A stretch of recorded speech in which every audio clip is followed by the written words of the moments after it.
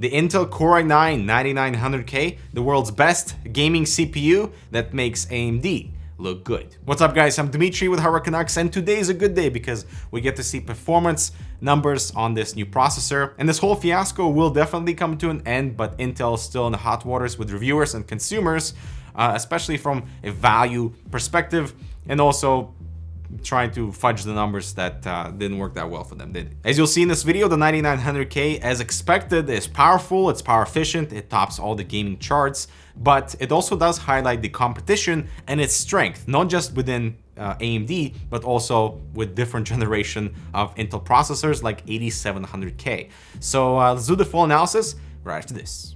So you're looking for something with class, good value, comfortably populate an ATX motherboard, are you?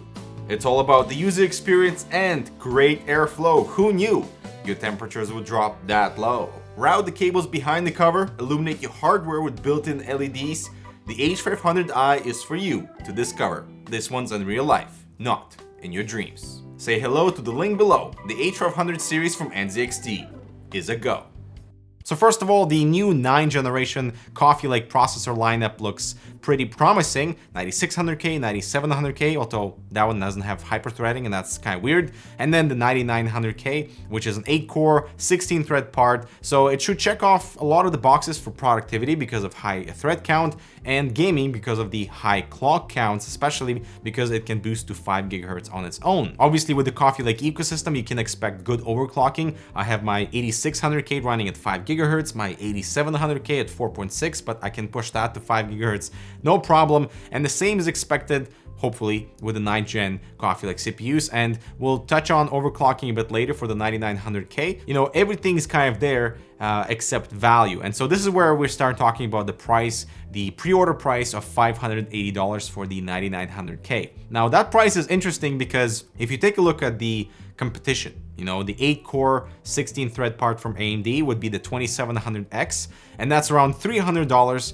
And then there are a bunch of bundles and deals that include a motherboard. So you can buy a motherboard, Z or X470, and the 2700X CPU, and still have a bit left over versus buying the new 9900K by itself. So value-wise, definitely it doesn't favor Intel. But also, if you look at the 8700K, you know, if you're Team Intel and want to go with the higher clock counts, if you're using video production with the new QuickSync support, 8700K is a fantastic chip. You can still buy this 8700K with a Z370 motherboard, and that will still be less than the pre-order price for the 9900K. The price in Europe for this new chip is 650 euros. That is expensive, my friends. And so if you look at the bigger picture, the 9900K may be the best CPU gaming processor, but obviously it's also the most expensive, especially when considering you can purchase entire CPU and motherboard combos for less than $580. Now, because the 9900K is on core and thread parity to the Ryzen 2700X, so if you want that many cores and threads for productivity and gaming too, I've highlighted in the benchmarks so you can kind of visualize on where the 9900K sits in comparison to the 2700X. Here's the specifications for our testbed system running the same cooler on both chips, running the same memory and latency on both Ryzen and Intel. Let's begin with the benchmarks, starting off with Cinebench R15. The 9900K does beat out the 2700X, and the 2000 points is pretty strong. Well done. This is a multi-core test. In the single core test, because of the higher clock speeds, we definitely see a nice little significant boost in there too, versus the rest of the Intel lineup and obviously 2700X as well. Looking at PCMark Creative Suite test, it does top the chart, obviously, but only, 400 points more versus 2700X. So the difference there is not that significant, but it does score higher. Same thing with the home conventional test, where the 2700X, I'm guessing because of the slightly lower clock speeds, is kind of at the bottom of the chart there. For W Prime and single core test, performance is quite strong thanks to those clock speeds, but then multi-core benchmark and the gap closes between the 2700X, so not really significant difference there. Moving on to AIDA64 CPU AES benchmark, look at how far below the 9900K is below the 2700X. The same thing with the CPU hash benchmark. Yeah, like 2.5 x performance on the 2700X, which is quite nice. In IDA FPU test, the 9900K tops the chart, so pretty good performance there. In IDA 64 photo works, so it simulates photo environment. The higher clock speeds are better here, but again, the difference here isn't that significant versus the 2700X and even the 8700K. And definitely keep a lookout on where the 8700K sits, so that you can kind of compare on what the 2 additional cores add to these benchmarks. So here's some real-world processing benchmarks. 7-zip, 9900K is powerful, but look at the massive lineup above it.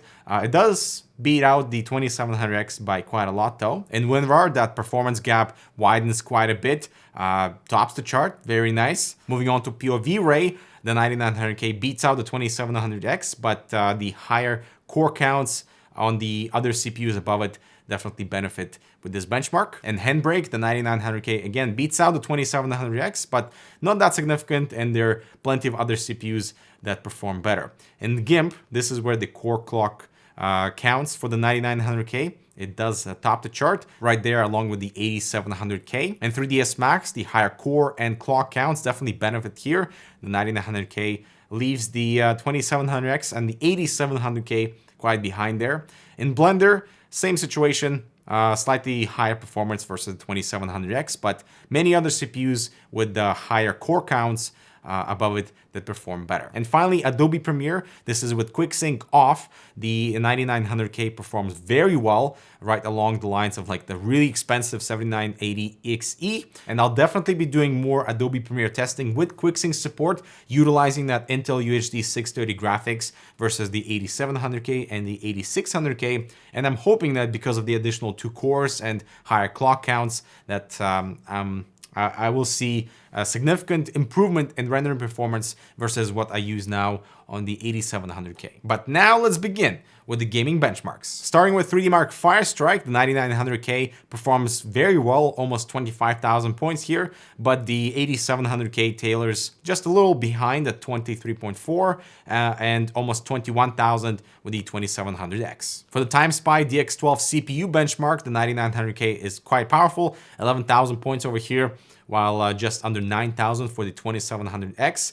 And look at how below the 8700K is. While for the entire TimeSpy DX12 benchmark, the 9900K tops the chart over here at 9,681 points, and just 9,300 points for the 2700X, so it's not that far behind. Moving on to Battlefield 1 and DX12. So yes, the 9900K is the top performer. It is the best gaming CPU. It tops the charts over here, but look at that. It's only 4 frame difference versus the 8700K, which is much cheaper, and then about, what, 17 frames versus 2700X, and when you're gaming at that high frame rate anyway, does it really matter? And again, when you look at the value equation, the 9900K is 67% more expensive than the current price of the 8700K at around $380, but it's only giving you 3% extra performance in BF1.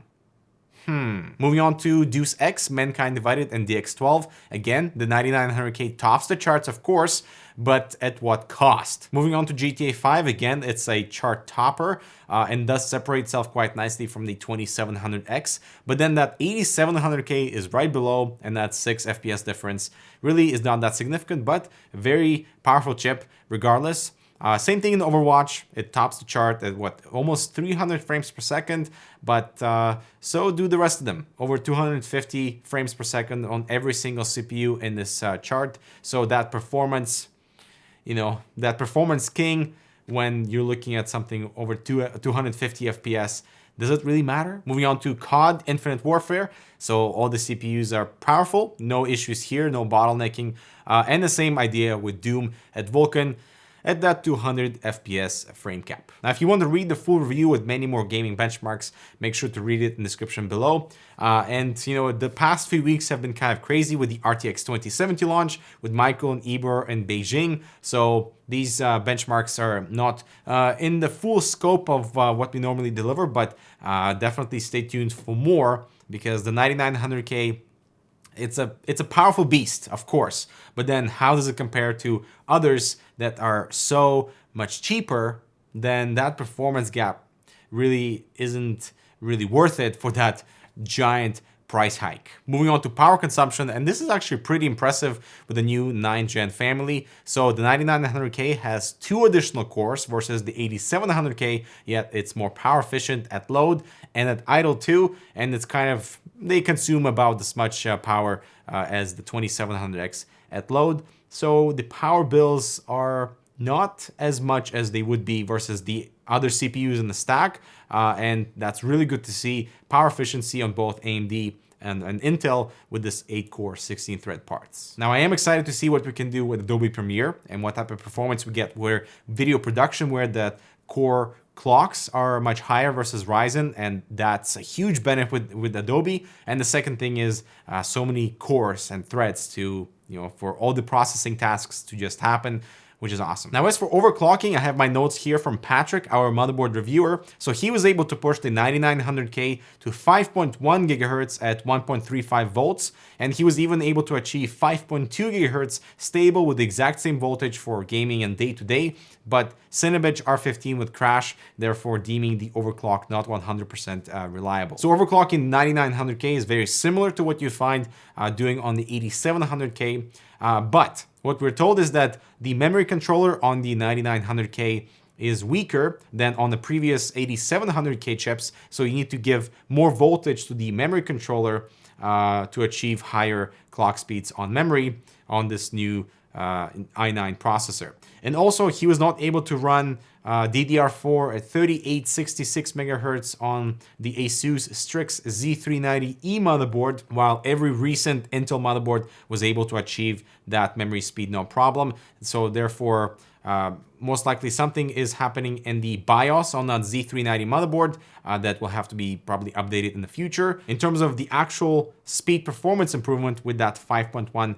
gigahertz overclock, we had a nice Cinebench R15 score of 2179. So giving us roughly about a 100-point boost in Cinebench R15 versus when the CPU was running at stock. And finally, the peak temperature that was recorded with the 9900K at 5.1 gigahertz was 87 degrees Celsius, which is basically identical as what you would find with the 8700K at 5 gigahertz with that identical 1.35 volts. And so there you have it. The 9900K is out. It's powerful, it's power efficient, it overclocks well, just like an 8700K would, but the price point, that price delta between it and let's say an 8700K or the 2700X does not reflect the performance difference between those CPUs. And therefore you kind of have to ask, yes, it's the best gaming CPU right now, but from a value perspective, it makes no sense because you can buy a motherboard and a chip for that much money, and performance difference, I mean, it's there, but you decide if it's worth to you. And so my recommendation is still look into the 8700K. It's still cheaper to buy that a motherboard than a 9900K by itself. Look into the Ryzen 2700X. Performance there is lower in gaming because the clocks are not higher, but that's just the nature of AMD versus Intel debate. But in terms of its overall umbrella performance is really good on both 8700K and the 2700X. And so yeah, if you don't need the best of the best, just might as well settle for something that performs very similar to the best, but is a lot less. All right, so that is it from me. Make sure to check out this other relevant content, subscribe to our new Boot Sequence channel, and we'll see you in the next video.